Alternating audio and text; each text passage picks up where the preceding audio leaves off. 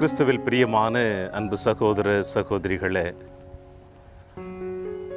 மே மாதம் 1ஆம் தேதி இன்று அன்னையாம் திரு அவை தொழிலாளரான தூய யோசேப்பினுடைய விழாவை கொண்டாடி மகிழ நமக்கு அழைப்பு கொடுத்திருக்கின்றது.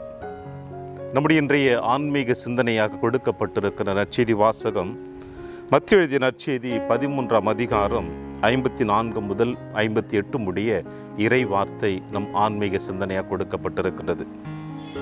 தமது சொந்த ஊருக்கு நம் ஆண்டவர் இயேசு கிறிஸ்து சென்று தன்னுடைய இறை வார்த்தையை பகிர்ந்து கொள்ளுகின்ற பொழுது இயேசுவினுடைய இறை வார்த்தையை அவர்கள் ஏற்றுக்கொள்ளவில்லை. மாறாக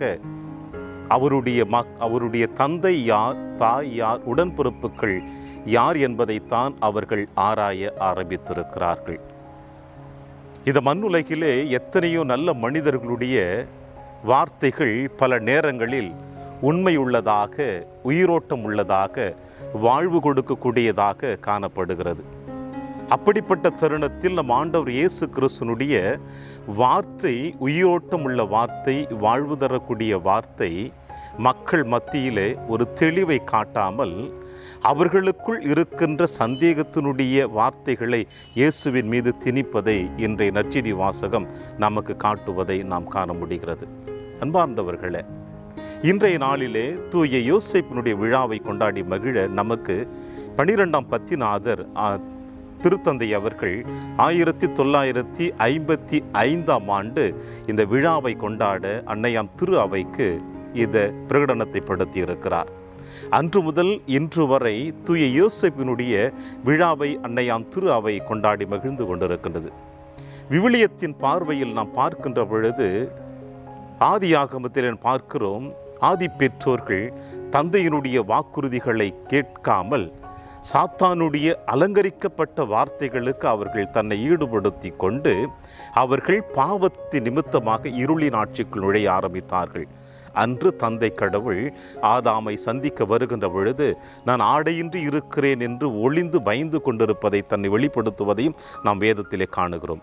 ஆனால் இறுதியாக இறைவனுக்கும் ஆதாமுக்கும் இடையே நடைபெற்ற உரையாடலின் வழியிலே அழகாக தந்தை கடவுள் சொல்லுவார், இனி முதல் நீர் உன்னுடைய உழைப்பினுடைய மகத்துவத்தை அறிந்து கொள்ள வேண்டும் என்று அந்த இன்ப வனத்தை விட்டு, ஏதேன் தோட்டத்தை விட்டு தந்தை கடவுள் வெளியே அனுப்புகிறார். நிலத்தில் நீர் உழைக்கின்ற பொழுது நெற்றி வியர்வை நிலத்தில் உழ நீர் உழைக்க வேண்டும் என்று தந்தை கடவுள் ஆதாமுக்கு இந்த அன்பின் கட்டளையை கொடுத்து அனுப்புகிறார். இது மேலோட்டமாக பார்க்கின்ற பொழுது பல நேரங்களிலே இந்த வார்த்தைகள் ஒரு சிலர்கள் உழைப்பிலிருந்து தன்னை விடுவித்துக் கொள்ள வேண்டும் என்று ஆசை கொள்கிறார்கள். ஆனால் விவிலியத்தின் பார்வையில் இரண்டாவது பார்வையாக நாம் பார்க்க வேண்டும் என்றால், இந்த மண்ணுலகில் இருக்கின்ற பூமி கடியில் இருப்பதும் மனிதனுடைய உழைப்பும் ஒவ்வொன்று வெளியே காணப்படுகின்ற பொழுது இது எதன் அடிப்படையில் என்றால் உழைப்பு ஒன்று மட்டும்தான். உழைப்பு இல்லையேல் இன்று இந்த உலகத்தில் எத்தனையோ நல்காரியங்களை நம்மால் காண முடியாது. இந்த அடிப்படை சிந்தனைகளோடு இன்றைய நற்செய்தி வாசகத்தை நாம் இணைத்து பார்க்கிற பொழுது தூய யோசேப்பினுடைய மகன் என்று ஆண்டவர் இயேசு கிறிஸ்துவை அங்கே ஏளனமாக குறை சொல்லுகின்ற பொழுது யோசேப்பு என்பவர் யார்?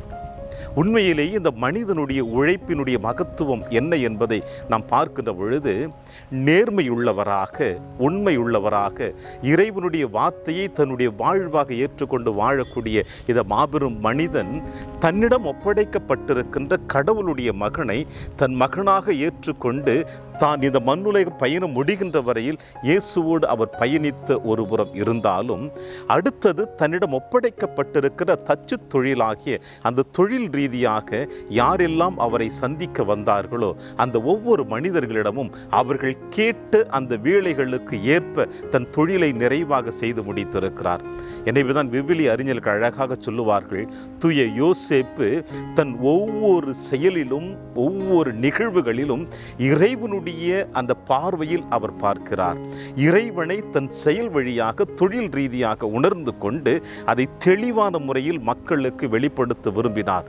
எனவேதான் அவர் தொழிலாளர்களின் தந்தை என்றும் தொழிலாளர்களின் பாதுகாவலர் என்றும் இன்று அன்னையாம் நமக்கு திருச்சபை கொடுக்கின்றது. எனவே இன்றைய நாளிலே தூய யோசேப்பினுடைய விழாவை கொண்டாடி மகிழ்ந்து கொண்டிருக்கிற நாம் இறைவன் நம்மிடம் ஒப்படைக்கப்பட்டிருக்கின்ற அற்புதமான கடமைகளை நாம் எவ்வாறு செய்து கொண்டிருக்கிறோம்? தச்சு தொழில் செய்து கொண்டிருக்கின்ற யோசேப்பிடம் தன் மகனையே ஒப்படைத்த இறைவன் உங்களிடமும் என்னிடமும் ஒவ்வொரு கடமைகள் வழியாக ஒரு தொழில் ரீதியாக நம்மிடம் இறைவன் ஆசீர்வதித்திருக்கிறார். நம்மிடம் இருக்கிற திறமைகளை எப்பொழுது நாம் உணர்ந்து கொள்கிறோமோ, அந்த திறமைகளை எப்பொழுது நாம் சரிவர கையாளுகின்றோமோ, அந்த கையாளுகின்ற திறமை இறைவன் நமக்குள் இருக்கிறார் என்பதை உணர்ந்து கொள்கிறோமோ, அப்பொழுதுதான் நாம் எப்பொழுதும் இறைவனுடைய அன்பின் தூதுவர்களாக வாழ முடியும். அன்று யோசேப்பு அன்னை மரியாளுக்கும் பாதுகாப்பு கொடுத்தார். தான் இருக்கின்ற வரையில் இயேசுவோடு பயணித்து கொண்டிருந்தார். நாம் நம்மிடம் ஒப்படைக்கப்பட்டிருக்கின்ற திறமைகளை சரியாக பயன்படுத்தி இறைவனுடைய அன்பின் பிள்ளைகளாக இந்த மண்ணுலகத்தில் வாழ நாம் முயற்சி செய்வோம். இறையாசிர் என்றும் உங்களோடு. என்றும் நீ துணை மாவளனே, உன்னிடம் தான் இந்த புகலிடமே. என்றும் நீ துணை மாவளனே, உன்னிடம் தான் இந்த புகலிடமே. மனதிலெல்லாம் உன் நினைவே, நன்மைகளின் காவலனே.